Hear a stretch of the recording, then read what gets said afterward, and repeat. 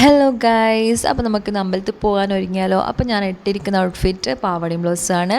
ഇത് തയ്പ്പിച്ചതാണ്. അപ്പോൾ full outfit ഇതാണ്. അപ്പോൾ നമുക്ക് പോകാൻ ഒരുങ്ങാം. അതായത് മേക്കപ്പ് ഒന്നുമല്ല, ഞാൻ ആദ്യം തന്നെ ഫേസൊക്കെ വാഷ് ചെയ്ത് വന്ന് ടോണൊക്കെ ചെയ്തിട്ടാണുള്ളത്.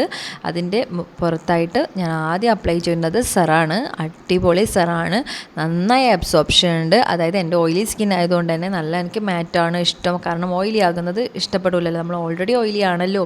അതുകൊണ്ട് എൻ്റെ എല്ലാ പ്രൊഡക്ട്സും അതായത് ഓയിൽ ഫ്രീ ആയിരിക്കും. എൻ്റെ മോയ്സ്ചറൈസറും ഓയിൽ ഫ്രീ ആണ്, ഡോക്ടർ ഷെയ്ത്തിൻ്റെ. അടിപൊളിയാണ്, എനിക്ക് നല്ലൊരു കൂളിംഗ് എഫക്റ്റ് കിട്ടുന്നുണ്ട്, നല്ലോണം മോയ്സ്ചർ ആകും കേട്ടോ. പിന്നെയെന്ന് പറയുന്നത് നമ്മൾ അപ്ലൈ ചെയ്യേണ്ടത് നെക്സ്റ്റ് സ്റ്റെപ്പല്ല, ഇതൊക്കെ എല്ലാവർക്കും അറിയുന്നതാണ്. ഞാനിങ്ങനെ പറഞ്ഞു പോകുന്നതെന്ന് നിങ്ങൾക്ക് ബോറടിക്കുന്നുണ്ടെങ്കിൽ വീഡിയോ സ്കിപ്പ് ചെയ്ത് കാണാം കേട്ടോ, എനിക്ക് പ്രശ്നമൊന്നുമില്ല. നിങ്ങൾക്ക് ബോറടിക്കുന്നുണ്ടെങ്കിൽ ഇതെല്ലാം അറിയെങ്കിൽ വീഡിയോ സ്കിപ്പ് ചെയ്തോളൂ, ഒരു കുഴപ്പമില്ല. അപ്പോൾ നെക്സ്റ്റ് ഞാൻ ചെയ്യുന്നത് പിന്നെ സൺസ്ക്രീനാണ്. സൺസ്ക്രീന് അക്കോളജിക്കിൻ്റെ നല്ലൊരു കൂളിംഗ് എഫക്റ്റ് വരുന്ന സൺസ്ക്രീനാണ്. ഇതൊക്കെ ചെയ്ത് കഴിഞ്ഞിട്ടാണ് നിങ്ങൾ പ്രൈമർ ആയാലും മേക്കപ്പ് ആയാലും ഒക്കെ യൂസ് ചെയ്യേണ്ടത്. ആദ്യം നമ്മൾ സ്കിന്നിനെ പ്രൊട്ടക്റ്റ് ചെയ്യണമല്ലോ. പിന്നെ ഈ BB ക്രീം എന്ന് പറഞ്ഞാൽ അത്യാവശ്യം ഒരു 4 മണിക്കൂർ 3 മണിക്കൂർ അത്രയും എത്തുവേ. നല്ല ഒരു കവറേജ് ഉണ്ട് എന്നാണ് എൻ്റെ ഒരു വിശ്വാസം. കാരണം ഞാൻ വേറൊരു മേക്കപ്പ് പ്രോഡക്റ്റ്സ് ഇതുവരെ യൂസ് ചെയ്ത് തുടങ്ങണം. എന്നിട്ട് നിങ്ങൾക്ക് ഞാൻ പറഞ്ഞുതരാം എങ്ങനെയൊക്കെയാണ് മേക്കപ്പ് എന്നൊക്കെ. എല്ലാവരും ഇപ്പോൾ അങ്ങനത്തൊക്കെ ചെയ്യുന്നുണ്ട്, അതുപോലെ നമുക്കും ചെയ്യണമെന്ന് ആഗ്രഹമുണ്ട് കേട്ടോ. അതൊക്കെ വഴിയെ ചെയ്യാമെന്ന് വിചാരിക്കുന്നു. പിന്നെ ഇപ്പോൾ ടാൽക്കം പൗഡറല്ല, അതിന് പകരം ബേബി പൗഡറൊക്കെ മാറ്റി.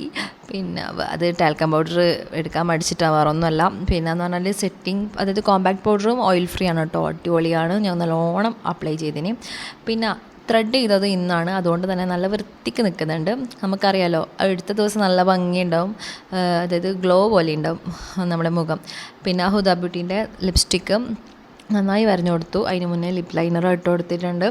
ഇതൊക്കെ ഒരു ബേസിക്കാണ്, ഞാൻ ജസ്റ്റ് ഒരുങ്ങുന്നത് കാണിക്കുന്നതൊന്നും എൻ്റെ മേക്കപ്പ് അല്ല. മേക്കപ്പ് എന്ന് പറഞ്ഞത് വലിയൊരു ടാസ്ക് പോലത്തെ ഒരു സംഭവമാണ്. പിന്നെ മസ്കാര, മേക്കപ്പിലൊക്കെ ഒന്നും എൻ്റെ ഒരു സംഭവങ്ങളും മേക്കപ്പിലേക്കൊന്നും എത്തിയില്ല എന്ന് എനിക്ക് നല്ലോണം അറിയാം.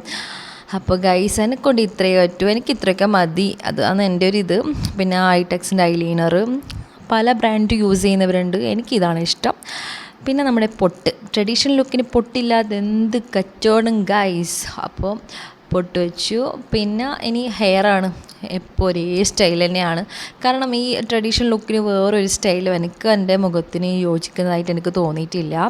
പിന്നെ ഇതൊരു ട്വിസ്റ്റ് ചെയ്തിട്ടുള്ള, അതെല്ലാവർക്കും അറിയുന്നതല്ലേ, അപ്പുറം ഇപ്പുറം ക്ലിപ്പൊക്കെ കുത്തിയിട്ട് അത്രയേ ഉള്ളൂ.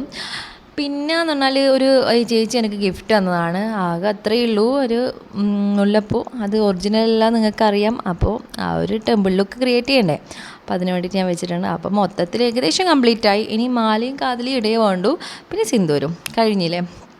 കാതിൽ ഞാൻ ഇട്ടിട്ടുണ്ട്. ഇതൊരു ഉത്സവപ്പറമ്പെന്ന് വാങ്ങിച്ചതാണ് കേട്ടോ, 30 രൂപയേ ഉള്ളൂ. പക്ഷേ ഇത് ഇട്ടിട്ട് അത്ര എനിക്ക് പിടിച്ചിട്ടില്ല. മാല ഇട്ടോക്കട്ടെ എന്ന് വെച്ചു, അതായത് മാച്ച് ആണെങ്കിലോ എന്ന് വെച്ചിട്ട്. പക്ഷെ ഒട്ടും മാച്ചില്ല, കാരണം ഒരു ഹൈലൈറ്റ് ആവുന്നില്ല. നമ്മൾ മാലയും കാതിലും ഹൈലൈറ്റ് ആവണം. അതുകൊണ്ട് ഞാൻ എൻ്റെ ഗോൾഡ് തന്നെ ഇട്ടു, അതിന് മേച്ചായ കാതിൽ തന്നെ എൻ്റെ അടുത്തുണ്ട്. ഞാൻ ഇത് തന്നെയാണ് ടെമ്പിൾ ലുക്കിന് ക്രിയേറ്റ് ചെയ്യുമ്പോൾ ഇടയിൽ.